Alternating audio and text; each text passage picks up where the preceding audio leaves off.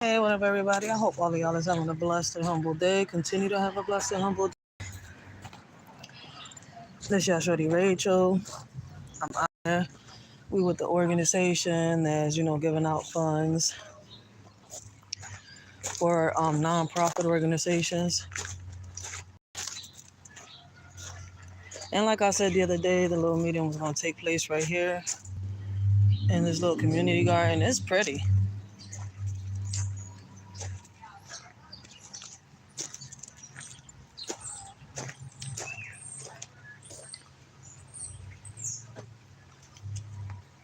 So we're going to check them out, see what they're about. I already spoke to a couple people before I came on this camera, on this live, my bad.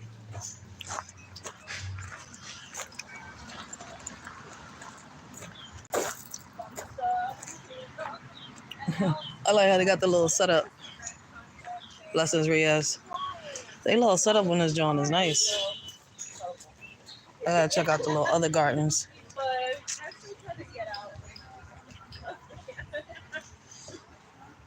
Oh! Yeah, these are good. These are, I think, not big. Oh. So they growing collards here. These are collards. I haven't had one in a while. Cilantro. So they growing cilantro and collards over here.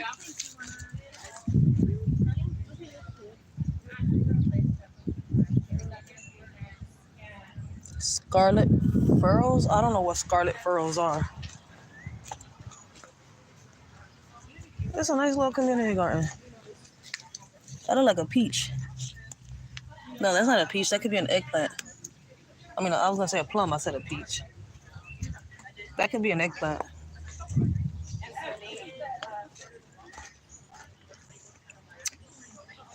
It's not a bad little setup.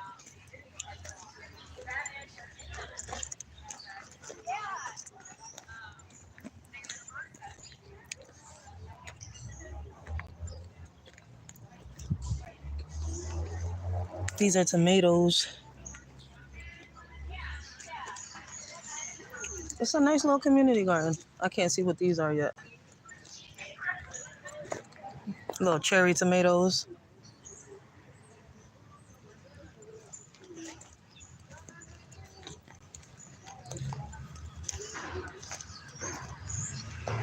Realist. That's a nice little garden. We're gonna get bit up throughout this whole meeting, but hey, I'm showing y'all a little bit of where I'm at, what I'm doing today. So shout out to these organizations that are giving funds to people that want to start nonprofit organizations. Hey, look how they got the little build up right here. Texas Chainsaw Massacre.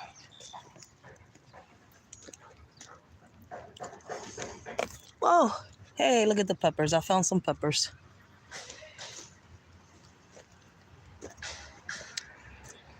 I don't know what the hell that is. There's some tomatoes in there though. Got a lot of tomatoes in here. Yeah, I know they eat tomatoes.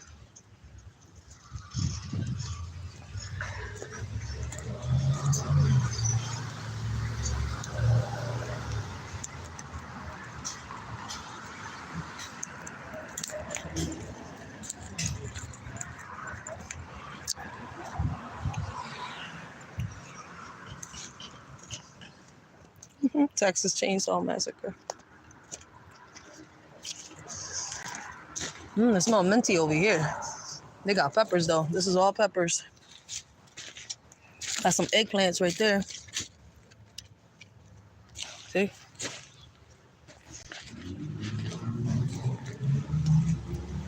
And we found some veggies. Oh look, some fully grown eggplants.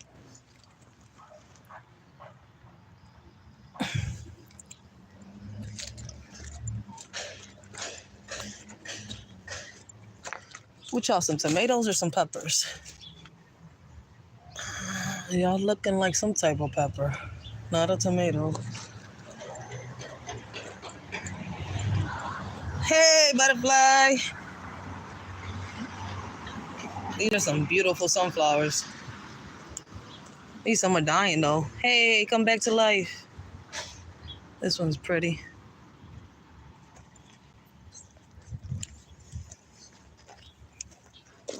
Some more peppers.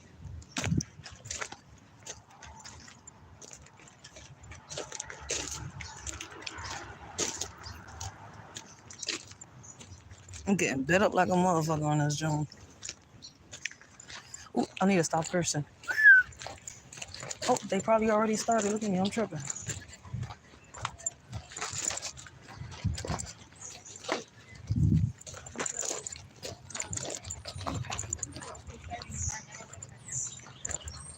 so then the idea of an after-school program that's focused on environmentalism, young people, and the culture of the neighborhood was formed. And so at the same time, the students who were part of that program, their mothers and their teachers lived here and began forming these garden spaces. And they organized and called themselves Grupo Motivo. So this was a group of about 50 women from the neighborhood that took these disinvested in, abandoned lots and transformed them into the gardens that are here now, that are celebrating Puerto Rican culture in different ways. So we have Las Parcelas, which is thinking about Jibaro culture, the campesino, the farmer, that's like, the independent person thinking about themselves and their community and how to feed each other. We have Via Africana Colobo, which is thinking about the African diaspora, and I think of it as like a poem to Africa. And when we think about Puerto Rican culture, there's so much racism that exists, and so we often over-prioritize our indigenous roots, over-prioritize our European roots, and this is saying that actually our African roots are like really needing of a space that's celebrated and amplified. Facts. We have the El Bate, which is celebrating the Taínos, the indigenous people of Puerto Rico. Taínos. Oh, I'm sorry. Like this problem. Then we have Países, which is where our youth have their farm stand every Saturday. And it's thinking about like present, like who we are right now. And then we have La Paz, which is thinking about the future. And then we also have the Butterfly Garden, which is our pollinator garden that's celebrating our founders, Natalie Kepner and Helen Loeb. And then it's really important to say Edith Brown, who's not here today, she's taking a trip to Colorado to go see the changing of the leaves. She is still with us today, and she's our founder here. And I think there's a mosaic of her right there. She's from Loíza, part of Puerto Rico that is just really important to like our roots. It's like where everything comes from. And she's our matriarch, but she's not just a matriarch for this space, she's a matriarch for all of Philadelphia's land stewardship. She's one of the reasons why we have so many green spaces here and why there's so much connection between land, culture, and people. And so I hope you all get a chance to meet her one day because she's just a brilliant person. And with that, I just say thank you, and I hope you all come back and visit us.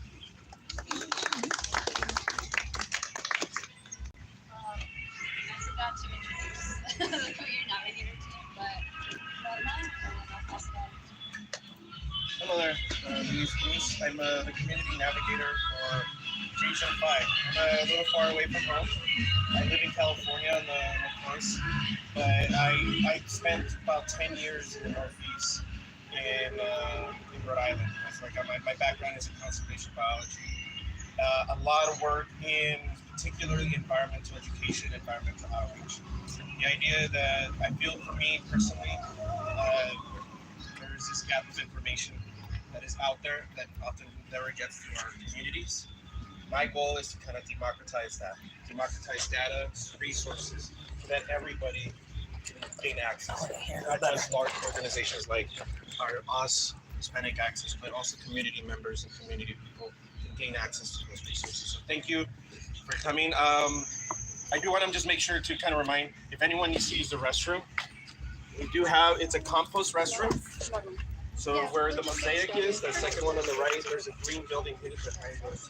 That's where the compost restroom is. So if you need to use it, that'd be the place to do it. But yeah. I'll pass it to Evelyn. So, my name is Evelyn. I'm one of the administrative navigators for the program. Sorry, I'll get up over here too. It's hard to follow Lewis. That was awesome.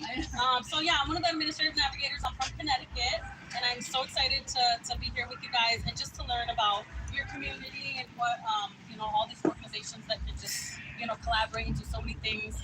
And so it's exciting, and thank you guys for being here.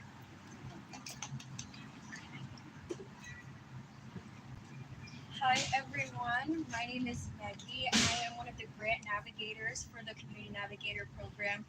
And really my role is in educating and also supporting and empowering organizations of all sizes, all experiences, get into federal funding and grow their capacity.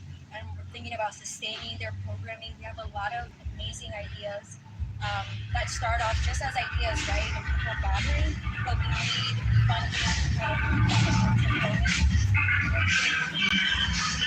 and to reach people. So that's a little bit about me. So if you have questions about grants, there's a lot of us in here, but I'm also happy to help in any way that I can. And then Jessica,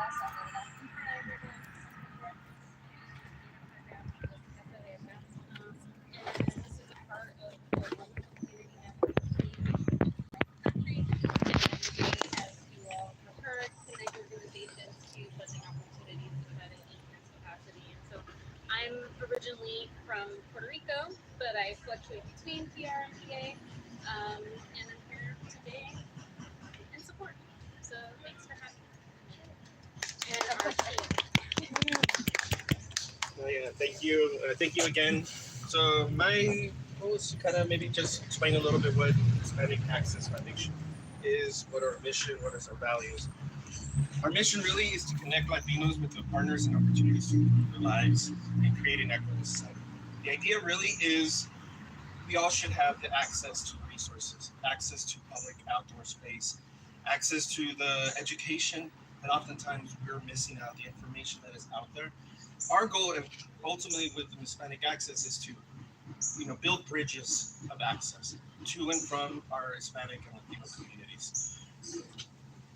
So, I'm not going to put it, but we had a little photo here. It kind of explains a little bit more about our programming here. But really, Hispanic Access exists to catapult and build trust-based networks. What we hope to do here. This is bringing people together to a single space. Oftentimes we end up as a nonprofit world working in silos, focus on a particular issue. Quite often we miss out on this opportunity for collaboration and network. And quite frankly, when trying to apply for some of these more competitive resources and funding, those coalitions, those networks, those cooperations are incredibly much more effective applicants for these type of. So that's what we hope to kind of build through a lot of the work that we're doing. Some of our programs kind of cover all different. We don't consider ourselves a conservation organization. We don't consider ourselves a work development organization. But more so, we're elevating our communities because they're the ones with the great ideas. Where we come into a community, we don't want to just come in and tell it what it needs or what it wants, but more so we want to listen and hear and provide the resources that what your community wants and needs. We have a big health department, particularly during COVID. We provided vaccination clinics. Our education department, again, bringing the resources to our Latino and Hispanic leaders so they can advocate for the communities. Our Latino advocacy is a really good program to kind of bring that. How do you advocate for your community? What are the resources that are available for you to be able to talk to your representative, to those people with power, so that those resources make it back down into the community. Our workforce development, which I'm an example of that. Our Manos is a paid internship program. I'm a Manos intern because my first off, it stands for my access to network opportunities. And really, as a Latino man, it was my first opportunity to see myself in conservation. I was more than happy to be a park ranger for Yosemite National Park, but I never knew how to get there. It was a career path. Manos is a great way to kind of show that path, that there is those resources that are available. And then our conservation team, what I think really does a great job of really, just like I mentioned before, democratizing information, bringing that information to the community in a way that We want to build access for leadership, for stewardship, conservation, advocacy, and then just enjoy this outdoor space, right? Walking around here in this garden, you kind of forget that you're in the middle of a big metropolitan city. That is amazing. That is something that we need to promote, elevate, and see we can create more of these spaces within our communities. And our conservation does that.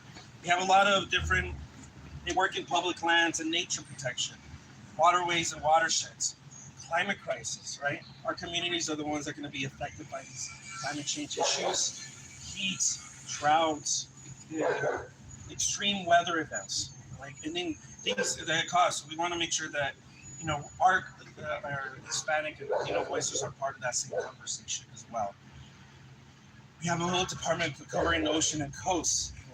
Things again, oftentimes we don't think, is our communities part of that conversation? Well, no, we should be part of that same deal. We bridge access to resources. The center is a little hard to tell, but that's the Secretary of Interior. And I had an opportunity to speak to her, to speak about these issues as well. We want to make sure that more of our community members still has access to those opportunities to be able to speak about those issues. We want to build leaders. Olas es Acción, which is what was it called? Waves in Action. It's an initiative where we want to, again, bring the community back into the conversation. Build our faith alliance. We understand within our communities, oftentimes our faith centers are also the community centers, the places where our communities come to learn. So why not build those leaders in those spaces so that they can bring out the information to the rest of the community? And then Latino climate councils. Hopefully we can do one here in Philadelphia, but this one is in Puerto Rico, where we bring to talk about those issues that are affecting that community.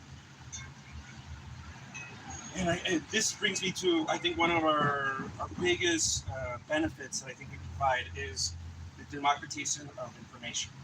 There's all this information great out there, all this research, all these educational institutes are providing, but is it really accessible to our communities?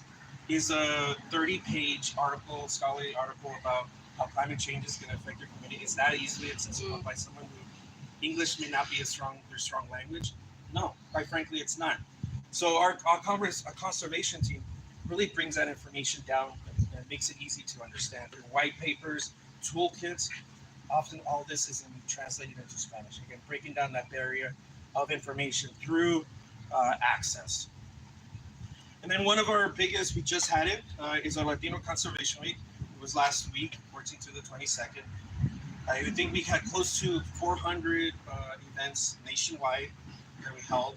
I'm very proud of the Latino Conservation. It was really, again, this idea of having meaningful moments in outdoor space. Because that one meaningful moment for that one kid walking in a guided hike in Spanish really to a lifetime wanting to protect that land.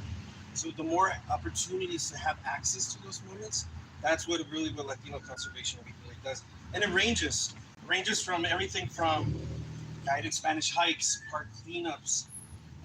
An event like this is also something that we could do. So maybe next year we could have some events here in Philadelphia in the city. Well, I think Latino Conservation Week, this is a really great way of bringing those opportunities to the community. But more importantly, and I always like to make sure, is not just to the youth, but also to the parents.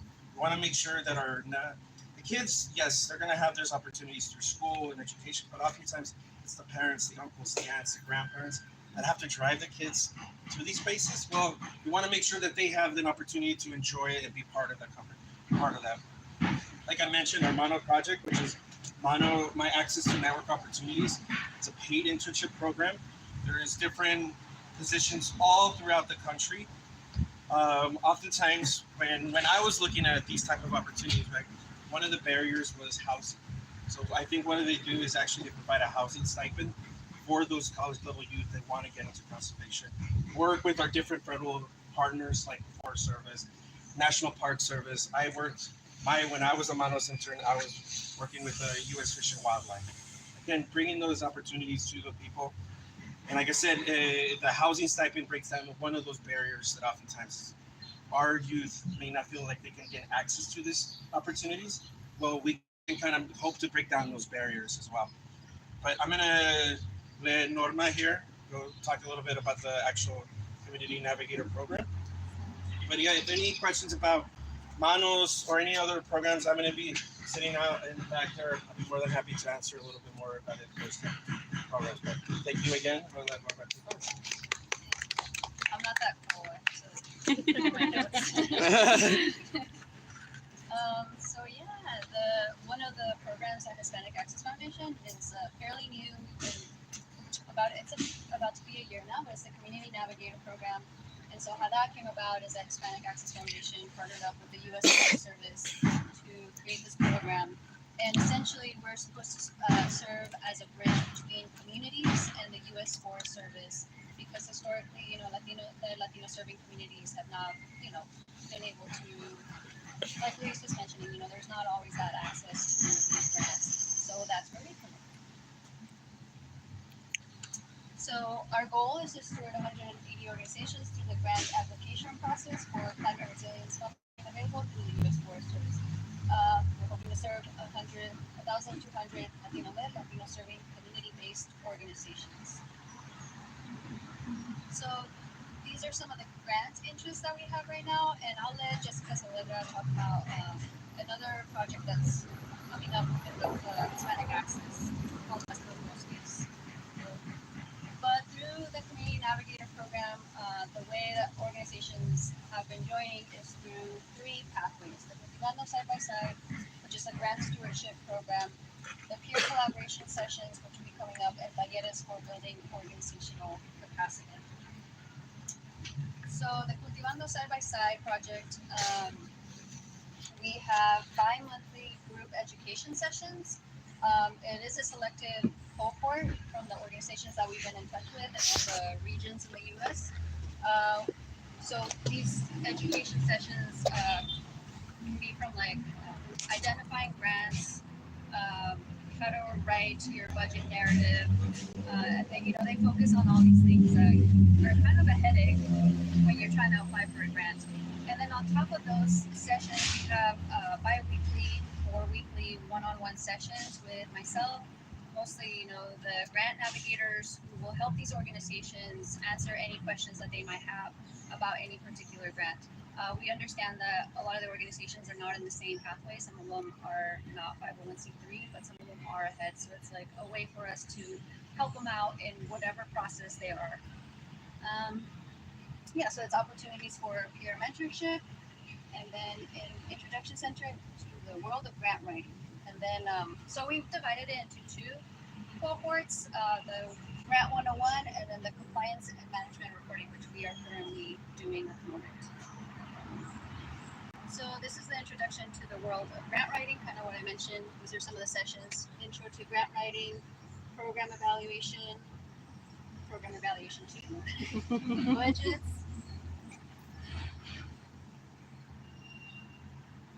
and then narrative, all the way to troubleshooting and reviewing. And then, of course, the compliance and reporting is when, you do get that grant and it's kind of scary. Like, what do I do now? So that's what we're doing. This is an old PowerPoint, so ignore that. But yeah, it launched already. So it's like, accepting the grant awards, managing the grant, post-award, managing successful partnerships, which we just had this week, and then, of course, closing out the grant. And these sessions we're doing weekly, again, with the weekly one-on-ones. Another pathway within our Community Navigator program is the peer collaboration sessions, which will be held every 2 months, virtually or in person. It's essentially a knowledge sharing session. There'll be collaborative projects, networking events, and then some of the potential topics that we have in mind are program design, diversifying funding, easements, fire mitigation best practices, and connecting with federal agencies. And then the third pathway, talleres for organizational capacity building. So these are access to resources. We hope to have monthly virtual sessions. And then potential workshops that we'll have are, how to get the most out of your 501c3. I know a lot of organizations are also wondering, how do I even become a 501c3? I know you mentioned it earlier. And then using climate resilience tools. And then our first, as part of a way to not necessarily insert ourselves in communities, we need these grants. We started creating this initiative with the charrettes and these community events. try and get organizations and community together. So I'll just show you a little bit about the one in Puerto Rico, which we had a couple of months ago, 3 months ago. So the way we did that one is we had a panel discussion with one of the organizations that's part of our cohort, who actually received a grant, the U.S. Forest Service, one of our grant navigators, and then one of our community navigators just kind of talk about the community navigator program and how they access that, and how their story and their pathways and how it went. I know I talked to some of you about it, but we also created a community mural. It was just a creative way for us to talk about climate change, talk about these grants, talk to the community without, just like throwing information out. The community got to paint, and it was kind of like, hey, they were like, what are you doing? Like, who's that? This woman was like, why are you painting her? Who's that? Like, it was just a good way for us to engage with the community and the neighborhood to talk about these issues. Oh, that was quick. Yeah, but here's some of our information. Of course, we'll be around. Luis and I have our cards. Just ask us any questions if you have any of them. But yeah, I'll leave it at that. And Cecilia, all right, there we go. Hey, do you want to go?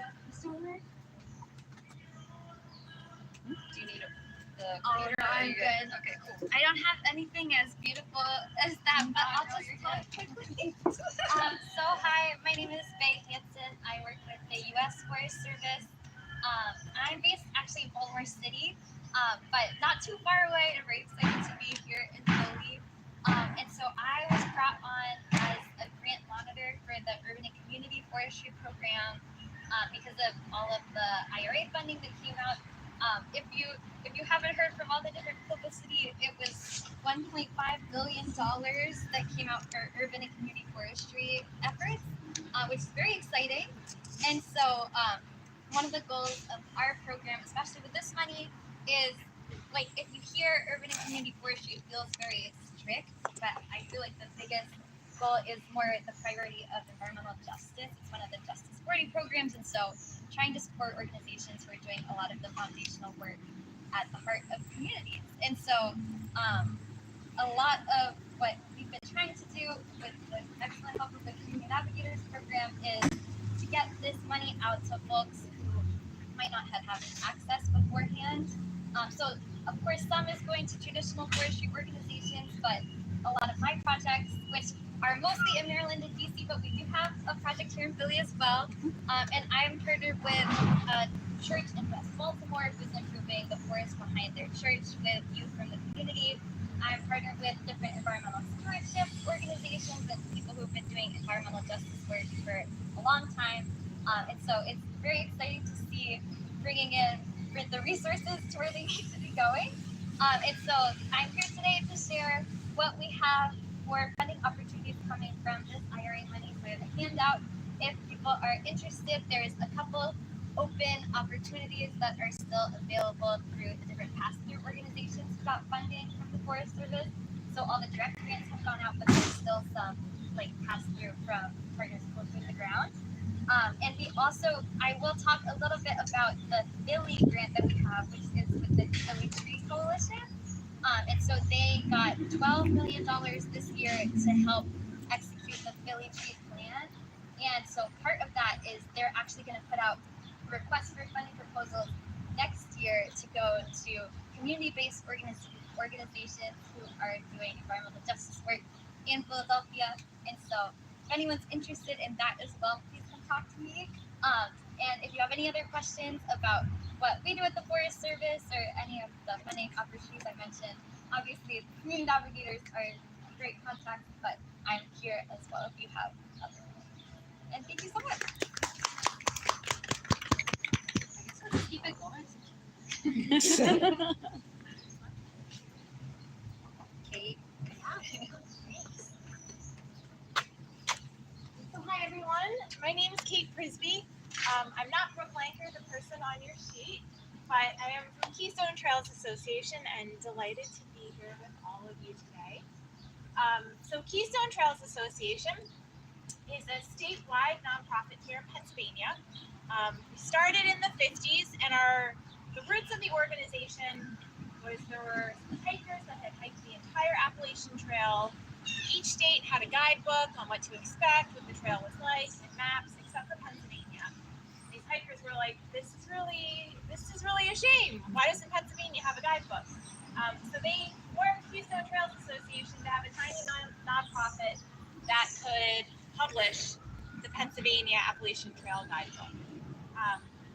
So we've evolved from just a little guidebook in the 50s. And today what we do is we work to promote and protect and provide hiking opportunities throughout the state of Pennsylvania. So what that looks like is lots of statewide hiking weekends, single day hiking opportunities, all across the state. So trying to get people out to different parts of the state. A lot of trainings on resources that might be useful to have. So like first aid, what that looks like when you're in the wilderness, and you don't have a lot of access to like hospitals, or you need to be carrying some of the basic first aid items with you. And then we partner with a lot of statewide trail clubs that do a lot of the manual labor to keep trails in good shape. And so what that looks like is putting together weekends where people can come out and learn the skills to do trail maintenance, and then do that as volunteers, do that to assist the different state parks, different state forests, or land trusts that have trails through their properties. So today, I am here with some information about some upcoming workshops that we have that are skill-based trainings. Also some outdoor recreation opportunities that are like guided hikes, guided fly fishing, rock climbing, birding, you name it, trying to give folks access to outdoor recreation opportunities with folks that can kind of show them the basics. And then we also are here because we had mini grants that become available every February. We announce them in our newsletter, so I have the newsletter, sign up over there. And it's $500 that we offer through mini grants, and it's to provide whatever the financial resource is that you've identified that is keeping folks from getting to enjoy that outdoor space. So whether that's like we need transportation, if that's the limitation that's keeping us from being outdoors, or it's a community garden and like we need some more money for the potting soil, or to come in and help do some restoration of the land to make sure that like soil is clean to be growing things that we're going to eat. So I'll be right there at that table, happy to answer any questions, but equally happy to learn from all of you and hear what good work you're doing. Thanks for having us. I'm gonna run a two things for my table. We also have coffee and a bunch of empanadas and stuff, so feel free to get snacks. Delicious. You might never way get too a many stop. now. Yeah. We want to take some.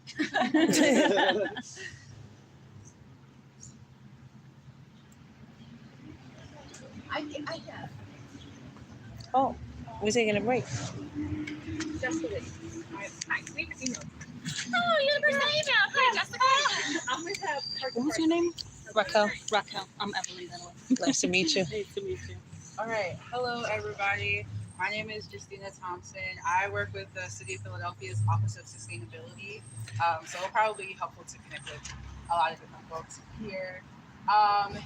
In my role, the first thing I want to, I have these handouts. The first side kind of talks about how our office Ooh, I provides like it, though. environmental justice, and then there's another funding opportunity Oh shit, that we're I connected got the camera to. on my stuff. Our office is not a decision-making office. We're really like a coordination and advocacy kind of office, and we're new.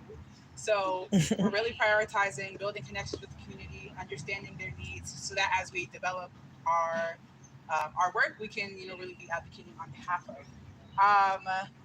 But our office defines environmental justice as the equitable distribution of benefits and burdens, righting the wrongs of like past harmful practices in relation to environmental justice, and then meaningful engagement of residents in our decision-making processes. So that's kind of how our office defines environmental justice and environmental benefits that we want to advocate and see more distribution of and access to parks, trees, and green spaces, access to healthy and affordable foods, affordable utilities like water and electricity, accessible public transit, and then also walkable cities.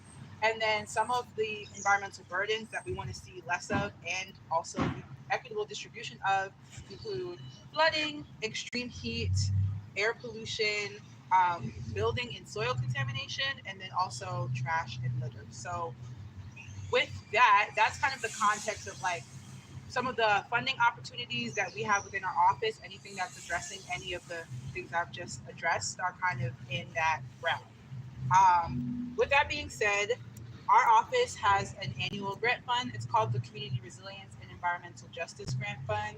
And this year it will support 20 $15,000 awards to any community organizations working on environmental justice. And that really aligns with anything that I've just kind of laid out here.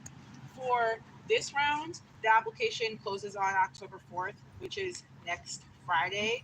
But we do expect for this to be an annual opportunity. And one thing that we're thinking of specifically is how to make sure that this application process is accessible to folks who primarily speak Spanish, as well as Mandarin, but I know my audience. So if there are community organizations here that have specific feedback for our office about how to make that process more accessible, I would definitely love to connect so we can implement that for round 3. And yes, the two other things. Also, as an office, we have connection mostly with the EPA when it comes to federal funding. And so we're aware of a lot of federal funding that comes through.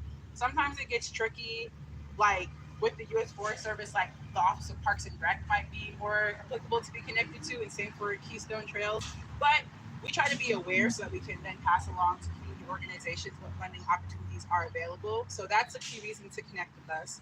And one of the opportunities we have here is the Thriving Communities Grant Making Program for Region 3. So I guess also federal offices have different regions, but we won't focus on that right now.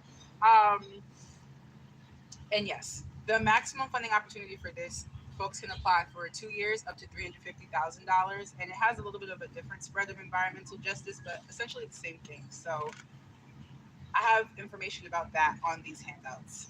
These are all in Spanish. And then the last thing I wanted to point out is there's this Philadelphia Clean and Green Guide. Now, these are not just city services, and these were collected by the Hinge Collective, but it's city and non-city services and organizations. It's a pretty thick booklet of resources that folks can access across the city for cleaning and greening.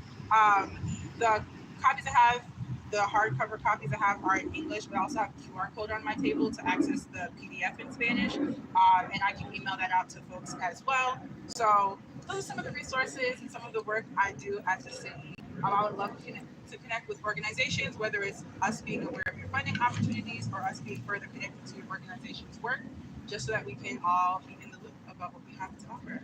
And yeah, my table is back here. I have some copies of these y'all can take home, and then some front and back sheets. You got English ones? I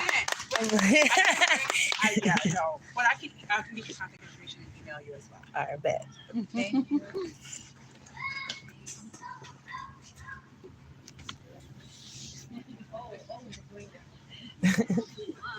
We can also take a break if you don't want. I feel like in such a circle, then I know we should be passing the baton to each other. I just noticed there's only one man. Oh, snap. Wait a minute. There's only one man in the group. I love that this is the space that we are sorting. Yes. You know, I've noticed that. I think it's really I think it's nice. barely common. Yeah, like a lot. Oh, look, she got a churro. Yeah. Yeah, and I'm actually it's great. So yeah, let's keep it going. All right. Okay, so my name is Ileana. I am currently the Director of Program Integration and Innovation at APM, Asociación Puertorriqueños en Marcha. So we have been in the North Philly community for about 54 years now. Our work actually began around advocating for mental health. Y'all, Lehigh? So, Y'all located on Lehigh? Is it right? No, we're all over. So Yeah, I'm like, maybe yeah, because there's an like Fifth AP. and Lehigh, there's the behavioral health right there. Yeah, there's an APM there. Yeah, I've there's seen an it APM forever right there. Yeah. Okay, I thought, damn, there's more than one? Yeah. We're all over. All the way up to like Rising Sun, and now we're like in Germantown. Oh, snap. Okay. Yeah, extensive. So we actually started out with mental health in 1970. So it was a group of about 4 Puerto Rican veterans that returned back to the community and were in need of mental health services and realized that their community, also had a significant lack of access to mental health. So they organized, but ultimately decided to just directly sue the state of Pennsylvania. Oh. And so the state of Pennsylvania settled through a consent decree with APM, essentially saying like, let's just agree to disagree about who was at fault, and we'll actually give you the funds to do it yourself. If you have such a problem with the lack of cultural competent services, do it yourself. And we've been doing it ourselves for years. And so we still have our mental health services located in the community, serving predominantly Spanish speakers. We also serve multilingual speakers now as the community has been changing and adapting. So that's been really cool to see the agency sort of move through those phases.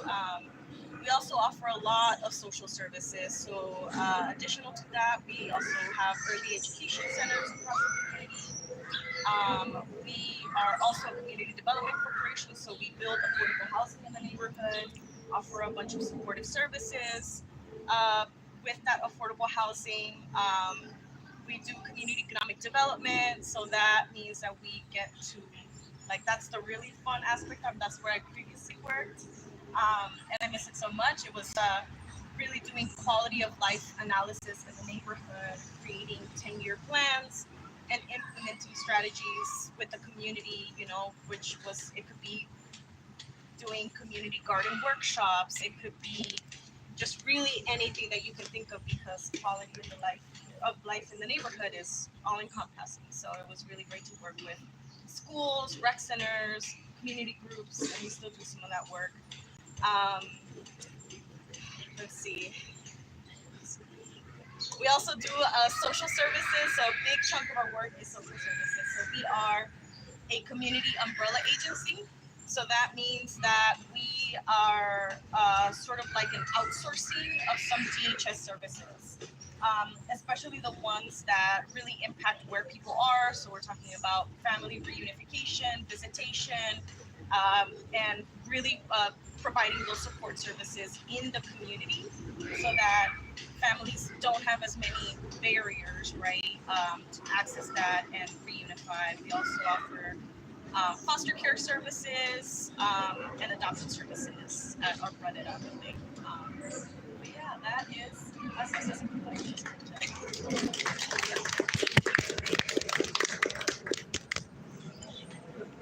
Yeah, and I didn't catch your name. Jess.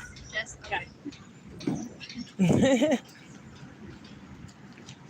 All right. I am Jess. I am here on behalf of the Pennsylvania Parks and Forests Foundation. So we are a nonprofit that works really closely with the Department of Conservation and Natural Resources. We serve as an umbrella for a lot of different friends groups for Pennsylvania's 129 state parks and 2.2 million acres of forest land. So there is a ton of natural resources and outdoor opportunities in Pennsylvania, way more than I realized when I was growing up over in South Jersey. And there's a really great variety of different types of parks. The forests offer all kinds of different opportunities as well. I tend to forget about the forests, but that's really where I like doing camping and hiking. It's a little less developed. It's a little further away from people. But our parks have, everything from skiing to be soon, through, pools, lakes, kayaking, paddleboarding, you name it. There is a park in Pennsylvania that has an opportunity for that cross-country skiing. So the Pennsylvania Parks and Forest Foundation right now is really making a concerted effort to expand access to the people who use the parks. we have a really great variety of people who live and play in Pennsylvania, and that's not represented necessarily in our park users. So we are doing a lot of work to understand that, to make sure that broader communities feel welcomed and invited to come and spend time in our outdoor spaces. That's what we're focused on a lot right now. So there's a lot of, I'm on the board. I think I can definitely connect with our program leaders and some of the folks who spend a lot of time. We have a volunteer coordinator who just started, and she is incredible. She's been spending a lot of time in universities trying to connect with trail clubs and different community organizations. So always happy to connect you with her as well if there's an opportunity to partner or just get to know us. And then from a grants perspective, PPFF does a lot directly with organizations, and then also can connect, with our friends groups as well. Friends groups don't provide grants. They're more focused on individual opportunities and improvements at specific parks. So there's, a Friends of Ridley Creek, and Ridley Creek is 45 minutes west of here. And they just put in a new playground that has a sensory playground, which was really exciting. So, anything else? There's a ton of state parks and forests fairly close to Philadelphia. So if you have any questions about those, let me know. I'm happy to wane poetic about all of my favorite places to hike. And I'll be somewhere over there as soon as I get all of my cards set up. Thank you. Thank you. Would you like to go since everyone? Yep, sure. That's a good way to connect with the listener. So I work for DCNR, and I do. You probably know way more about parks than I do. I am fairly new. I started not yet 2 years ago, and I was the first regional person whose job is to help kind of make the last step between the state agency and everybody else. So it was a brand new position. We now have a new person for the South Central Pennsylvania. So we're working together, and October 7th we're gonna have a third one. So we have a very small team. It's growing, obviously. And I work for the Bureau of Forestry. I think there's like over close to 600 staff members. And the majority of the people work on state forests, and park is a separate group. And we have a really small group that does non-state owned. So this group is called the Rural Community Forestry section, I guess, maybe division. And there's 3 different programs. One is watershed forestry that does lawn to habitat conversions. Used to be called lawn to meadow, now it's called lawn to habitat. They fund projects that people can convert lawn areas, usually not like tiny, urban city gardens, but like larger, at least like a 0.1 acre, I think it's like lawn into either meadows or forest. And they also do stream buffers, so all of their work is very specific for improving water quality. Then we have the woodland stewardship, another area where I don't know if you heard about. There's service foresters for every county in the state, and they can go out for free. They do a lot of engagement. They can do educational programs. They also can go and help private landowners or even municipalities or any landowner that's not state landowner. They can go out and give recommendations on how to make the forest what they envision, whether it's whatever their goals are, whether it's sustainable timber harvesting, whether it's wildlife, recreation, whatever it might be. So it just helps create those and give recommendations for management. They can't give like really long management plans because then they're stepping on private business. But so they can write like really short recommendations, and if somebody needs a long, like a really serious management plan, then they can choose from consulting foresters that use as a list of those. And then the third section, third area is where I work, is the urban and community forestry. That used to be, we had, as I said, four or five people now for the whole state. I started with the central, basically just Chesapeake watershed, so smack middle, P, 51% of Pennsylvania. I could not cover all of it. It's not possible. Now I'm officially in the southeast, and I live just outside Philadelphia.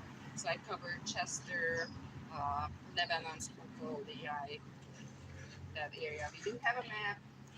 I don't think it's on the website, but if anybody's interested who would be who covers the area, I can provide that. But the new person just started, and the other person is starting soon, so I'm still doing a lot of the other areas. And what we do is, I think education, as you mentioned, I think that there's a lot of information available. It somehow doesn't get to people where it needs to go, and I think there's a lot of misinformation that is more easily accessible. So I think that's really the biggest enemy of trees in urban setting, or not even urban setting, is us people. I feel like we're causing so much harm with the improper care of trees. So I think I like to focus a lot on education. Just like whenever I talk, whether it's I work with municipalities, nonprofits, school districts, pretty much anybody who manages public or publicly accessible trees. So it could be like a park friendly. I was actually at the Norris Greer Park earlier this year talking about just identifying species with plant trees. So I can help with like planning projects. I can help figure out what would be a good project, or how to write the grant for applying for a C2P grant from the state grant program. And we're also working on another way of funding project that would be direct contracting, that you're doing all the like work, that would be like the state would do the contracting. So it's kind of a very simple application that organization could apply. That would be it's like a 18 questionnaire basically, hopefully. So it's a very simple application, and it would be, I don't know if there's a minimum amount, I haven't decided yet, but it basically we could work with the applicants on figuring out the good project, and then the state would be the one that has the contract with the vendor, and he would indirectly get the work done. So that could be tree planting, it could be hazardous tree removal, as long as the trees are really hazardous and they are replaced.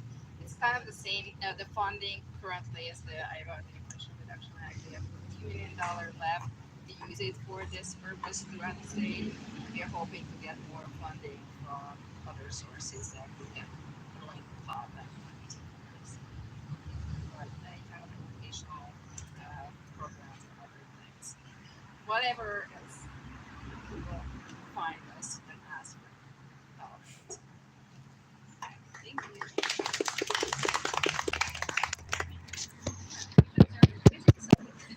She said, "Can we take a selfie?" Oh shit, she's serious. Are we all sitting? Yes, I got it. He's like, even though I'm the only man. Yeah, take some. Oh shit.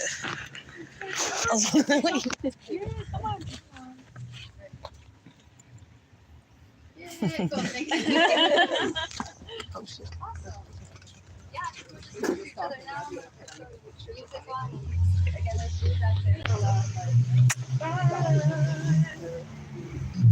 All right, y'all. So those were the different people from different organizations, different programs, trying to help people with, nonprofit organizations with the same thing I'm trying to start. For those of y'all that know, I'm trying to get a community center started in my neighborhood, and I'm bringing the old school, community center ideas and twisting it up with some new ideas. So let's see. Let's see. I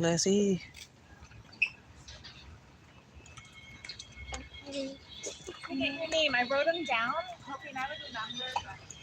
I already signed up to some of them. She said you had to try. Hi. I was involved in earlier. I wanted to Very recently. Little John, not bad. I'm about to take y'all to the little. Do they got it open? No, the African, the little side over there. That Yeah. It's right over there. The entrance is on I'm that. gonna go over there in a minute. All right, but thank you. Welcome. I sign up to get some newsletter from you too, right? Huh? I can sign up to get newsletter. Yeah. From you. You know what? You can take this, and then you can kind of connect us that way. That's the All right, easiest way. bet.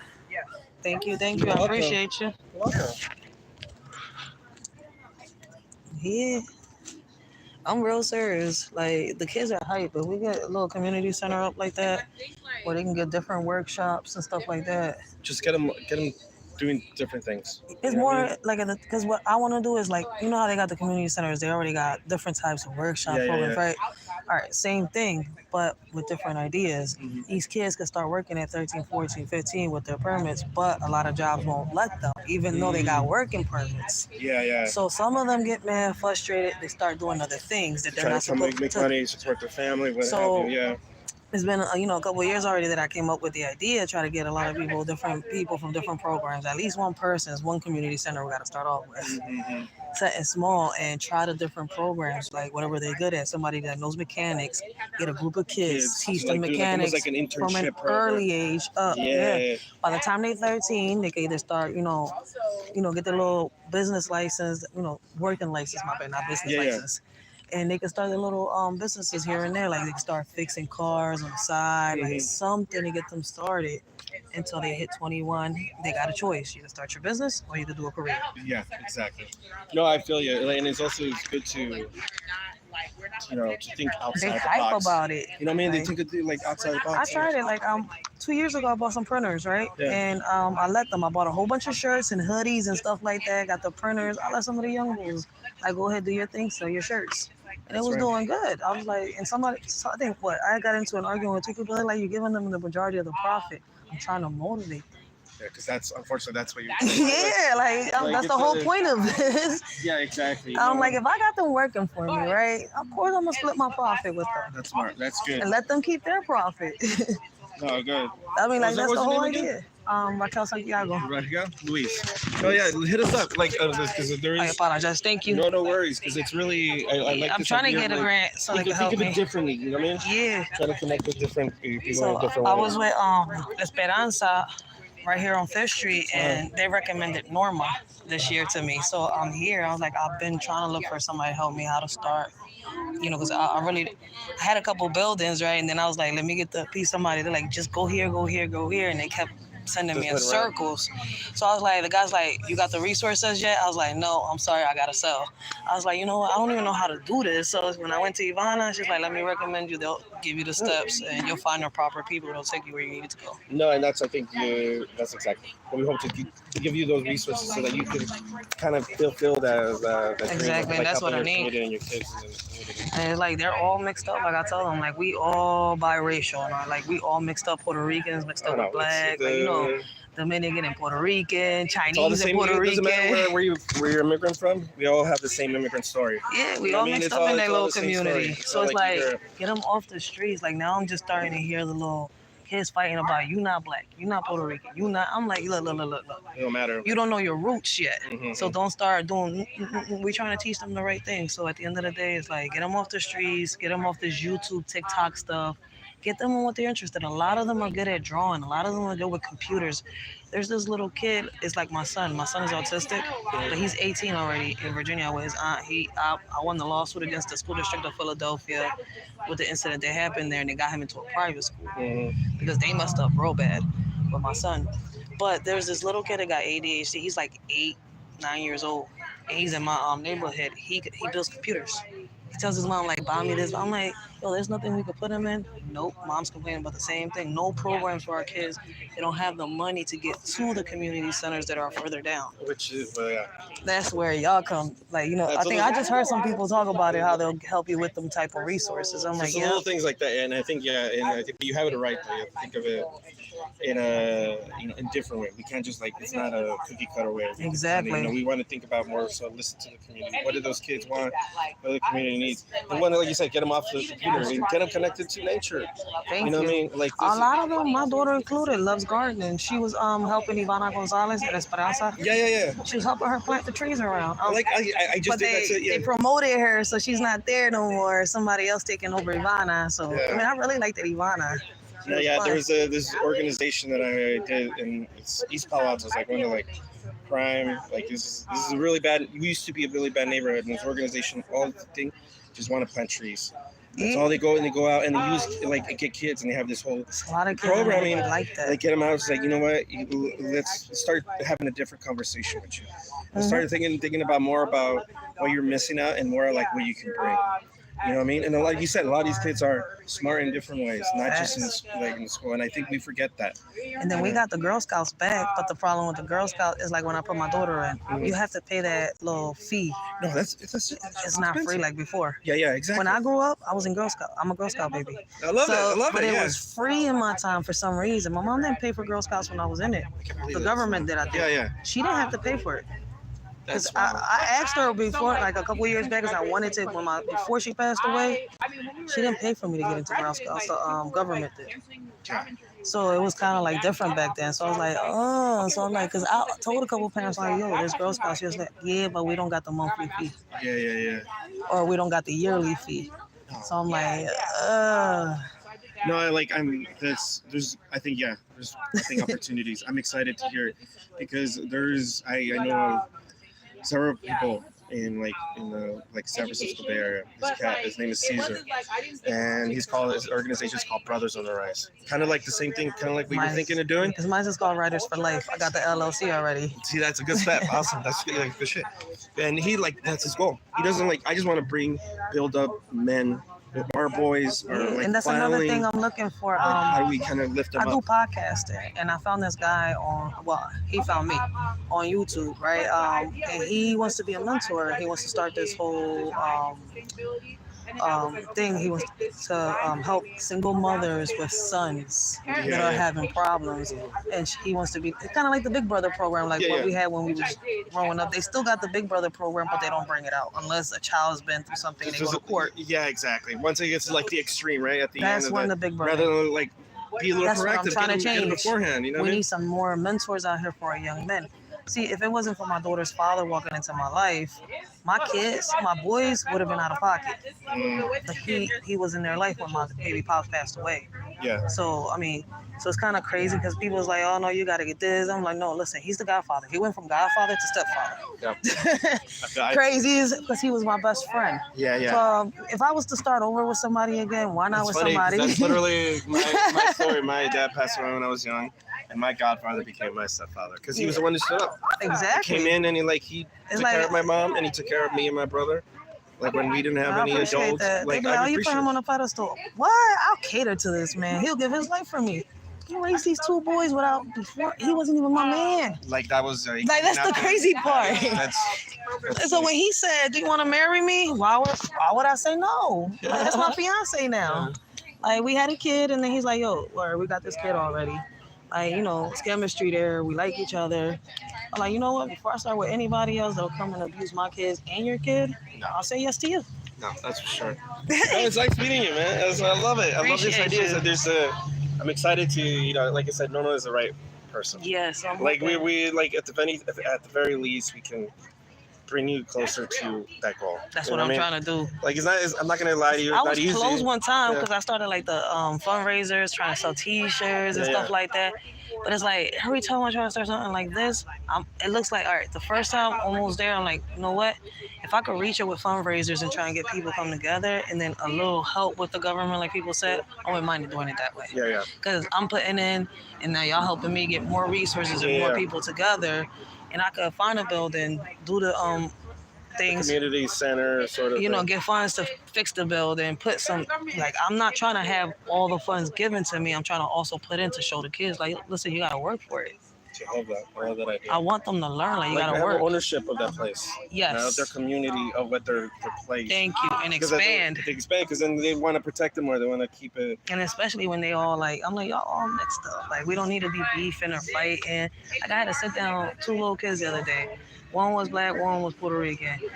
one was white as hell. They was fighting about the siblings. I'm like, this is the same thing every week. I gotta stop one little kid. I'm like, look, you gotta sit down, have a conversation with your mom, and find out about your rules. You Puerto Rican, you're Taino. That means you're Arawak. Yeah. So you got African, Haitian, and Jamaican in your blood. You're black. Yeah. I was like, just because you're white doesn't mean you're not black. Right, exactly. But I had to sit here and break it down. I was like, instead of fighting, come together. No, exactly. I start worrying about this and start picking up this when you have a problem and not this. That's right. Pick them gloves up. That's why I'm like, I think there's a community here that I haven't seen in a while. This guy, he's on Instagram and on Facebook, but I don't have my organization ready. Yeah. I'm just starting. And he has this, it's called Pick Up the Gloves instead of the guns. So like using that kind of He like wants to bring the kids into boxing, and that's another thing I want to bring in. I want to bring a mentor that does mixed martial arts and boxing, bring the kids in, like a little gym into the community center and get these kids off the streets. I'm like, instead of picking up these little guns, just 2 days ago, a teenager, he was like 16, 17 years old, loved riding his little bike in the street and stuff like that. I'm talking about the little motorbikes. Yeah. Like Four-wheeler things. Yeah. No, not electric bike, the little Oh, four-wheeler. like the ATVs and stuff. Yeah. So he would ride them and stuff like that. And over a little girl, he lost his life on Southern Street, in Franklin and Hunting Park. Over a girl. I was sitting here, I'm like, yo, they shot him 40 times on his bike. 40 times. And he was doing good. He had his own little business. He was fixing cars, fixing bikes, loved riding the bike. So he wasn't getting in trouble. But the trouble that he was getting into, it was girls, females. So that's crazy. I'm like, these young men that don't have fathers in their homes need them type of mentors, like the guy that I found on YouTube is trying to start. Yeah, for sure. We need them. So if I can get this started, we could expand, and hopefully we could do something. Hello there. Hi. Yes. See y'all. Yeah. Appreciate you. It was nice to talk to you. We have, so through our Hey.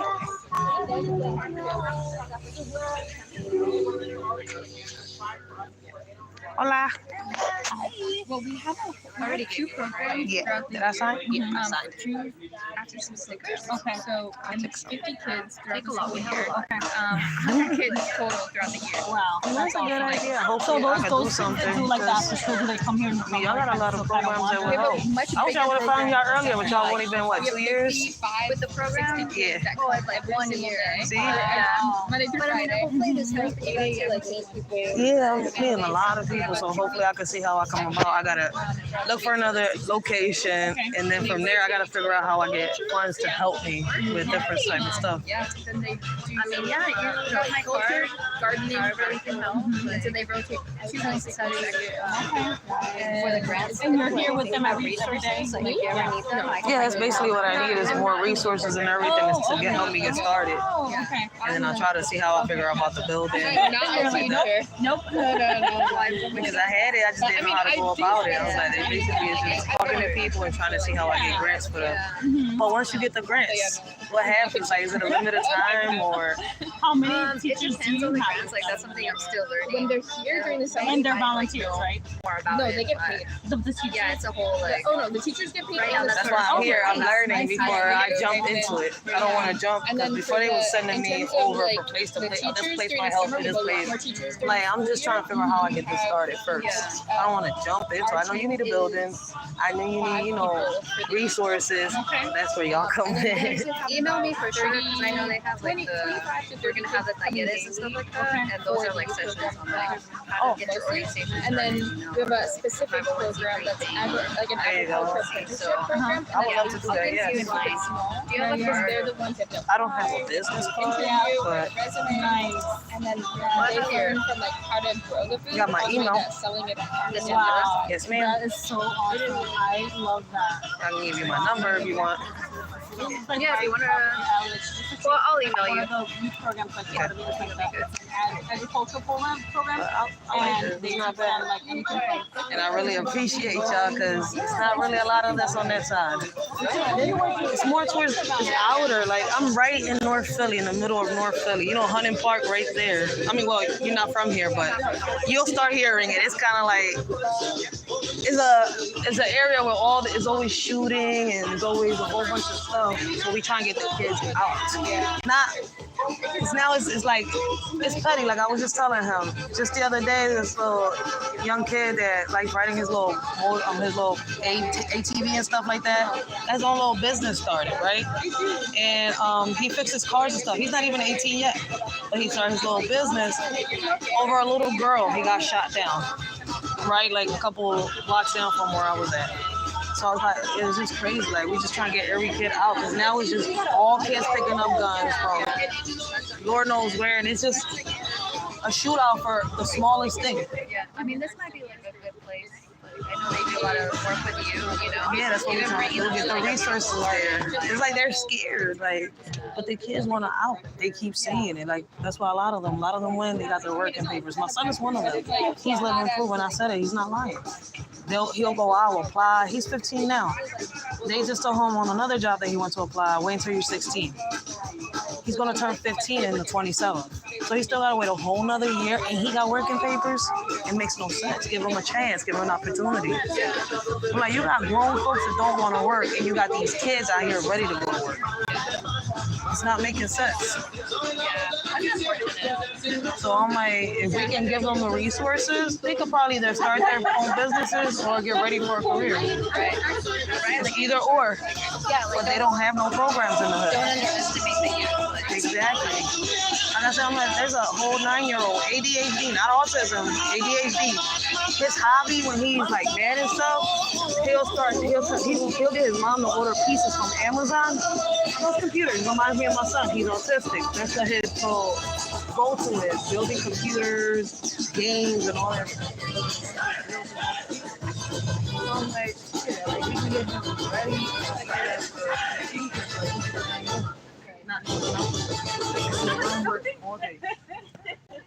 Like, it's just the resources. Get them out. I grew up in a whole bunch of programs, and it kept me out of trouble. And a lot of people around me. Go get some coffee. Yeah, Oh, you should stop. I agree.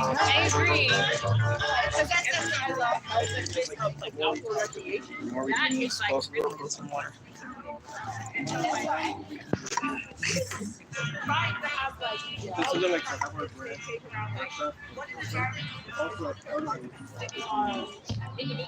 Yeah, this is a good Did you get some resource. food? Oh, no. There you go. I'm ordering a lot of food. I thought there was getting more people. That's why I'm like, did you see this?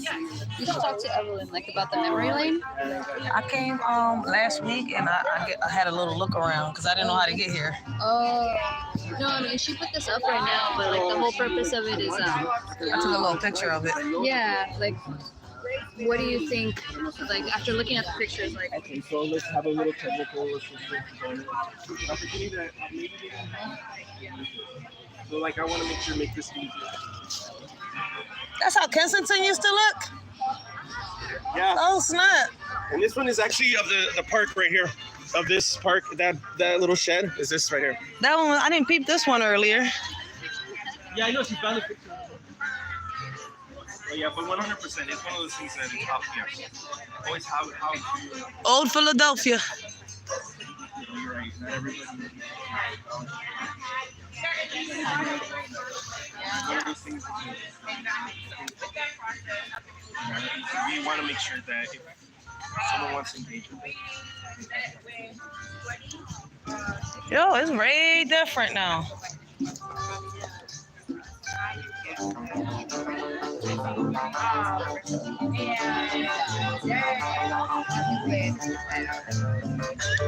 Let me get over this live, y'all, and keep talking to them. I'll talk to y'all when I'm done.